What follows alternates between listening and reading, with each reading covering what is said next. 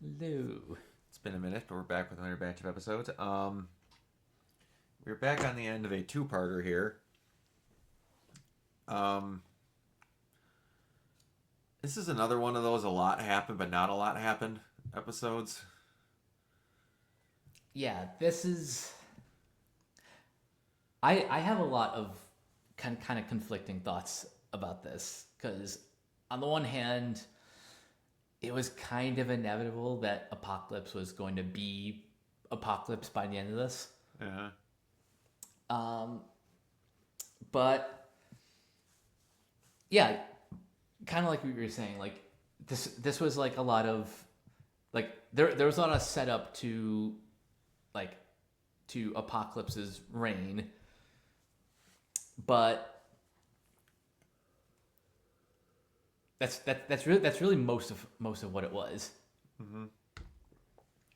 uh, we got Kang in this episode, Yes, we got Kang. fully explaining how dumb his origin character and the multiple amounts of people in here. They weren't afraid to mention Franklin, so that's a thing.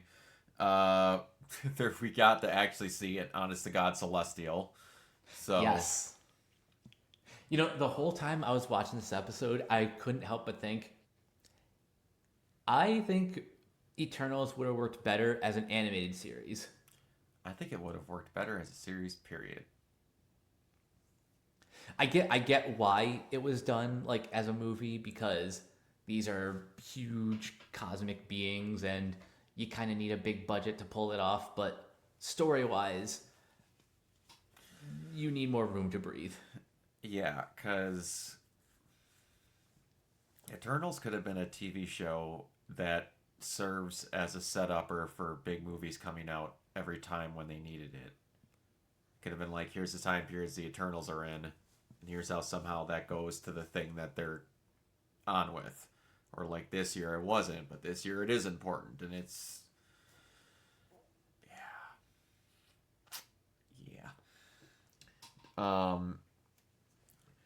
Again, and I don't know how long it's gonna last, but oh boy, if Magneto dies every fucking season, I'm gonna get sick of it real fucking fast. But I know I said it the last time we did this review. I do appreciate that they are going out of their fucking way to go, no, Magneto is genuinely trying to be a good person. Yes. Um, and you can tell he's being a good person this time because he's got the full beard. He does have. And no, but no, seriously, I think the writing for Magneto in this series is it's packed with so much nuance that like even though he still has his history, you still fully believe in his intentions. Yeah, like the when he crushed the bracelets at first, and then once they get back and they realize everything's fucked, and Bishop the entire episode is like, I have had it with all of you fucking morons. We are going home. And then he's just like, I don't want to. He's going back, and everyone's pissed at him. And he's like, you don't have to play the villain. That's why I'm here. And he forces everyone shut. And he's like, I'm not doing this shit. I'm not doing this again. Genosha is not happening again. Y'all are going home. This is not happening. And I don't remember the exact quote of what he said, but it was really good.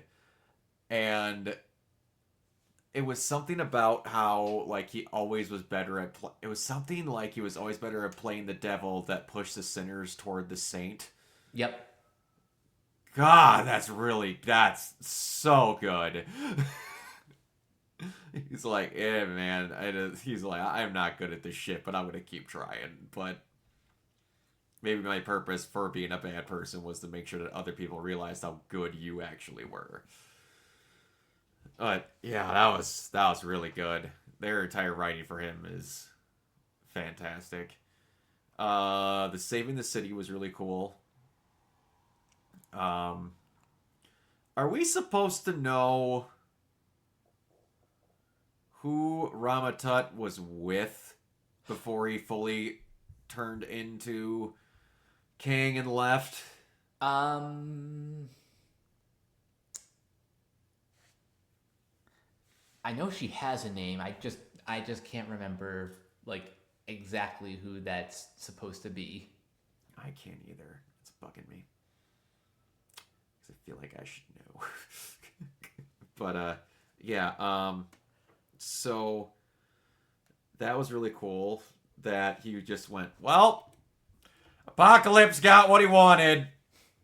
Deuces. He just leaves. He literally like, this world is no longer mine to conquer. I'm going to go to another time. This version of Kang is awesome. Yeah, I love this version of King. I've never heard me like, well, that didn't work out. Bye. He just fucking leaves. That was so good. Again, the saving the city, shooting Xavier off. And we got to see Magneto get killed by Apocalypse.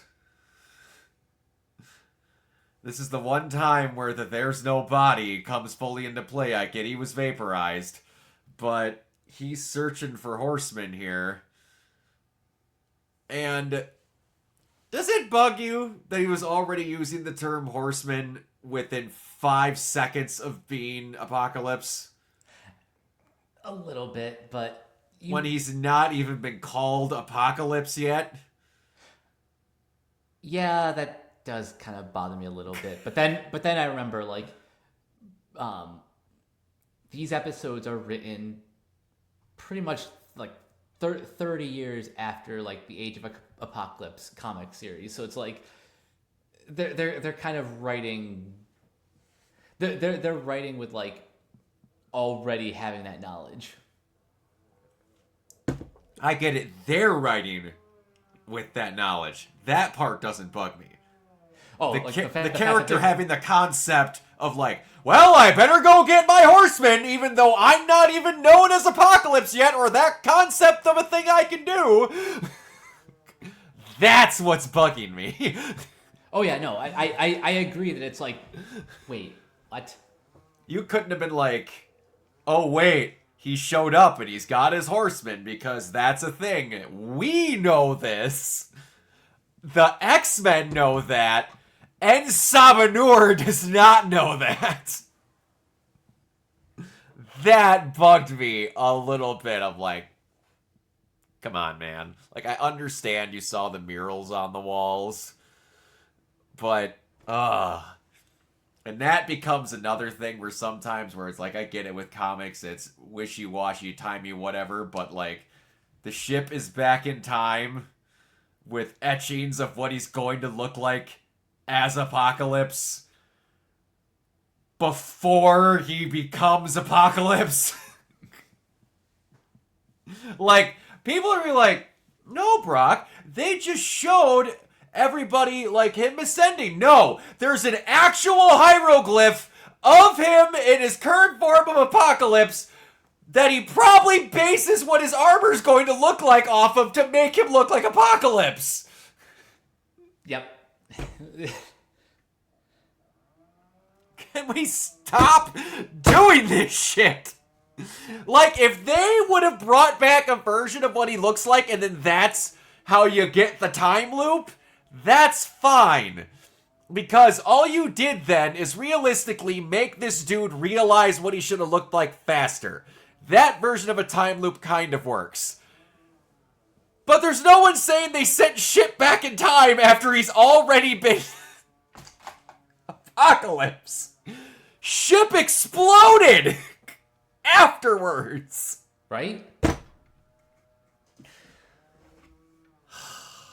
More and more, when I see a version of like Terminator Zero where they appropriately are like, you don't get to go back to your time after you fix things. Because then that time doesn't exist. You're making it better for somebody else. You don't get to live this. Your time is fucked. Mm-hmm. But, yeah. Time travel is hard, like to get right, and I can understand why some creators are like, I don't want to deal with that. Whereas, like, I get it. Age of Apocalypse was like one of the bigger storylines in the comics, so like of course it would be adapted into the series, but like it's not easy to tell time travel stories because like no matter how well it's written, you're always gonna end up with timey-wimey bullshit like this. It is, but half of the time, when it's the thing they're always stuck with, it's the thing that would have been the most obvious to not have there. All of this is avoided if they don't have the mural of him already as Apocalypse on the wall. Yep. That was unbelievably not necessary, and then this entire complaint goes away. All of it goes away. You could have had Kang was like, well, yeah, I had the mural on there somehow, and because of me, ship's here, and all this other bullshit. Like, you could have 2 seconds, you would have fixed that. But, we, again, you see Magneto killed. And then Cable goes back and saves him. So we now have the good chunk of the first cast back in the main timeline. I'm trying to remember, did the future tense people get sent back? I think so. I believe they did. I could be wrong. But yeah. So I think everybody's in commonplace play now. Can I tell you...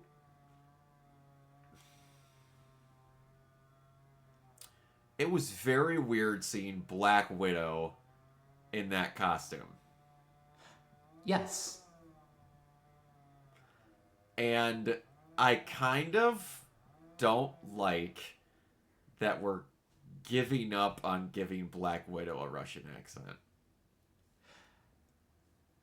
This is gonna be really embarrassing, but like, it didn't hit me that that was Black Widow until I saw the Black Widow emblem on her costume. Yeah, because it's not a very used costume of hers, but I'm going to assume that's what her costume was during this time in the comic books. Probably.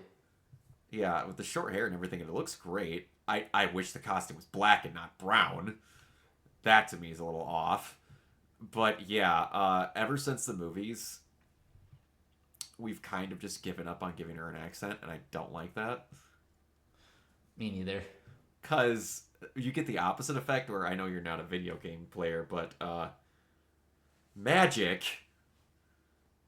always has a Russian accent. Why? Because her brother's Russian. Do you know who should not have a Russian accent? Magic. She spent her entire formative years from like 4 years old to 15 in the limbo dimension.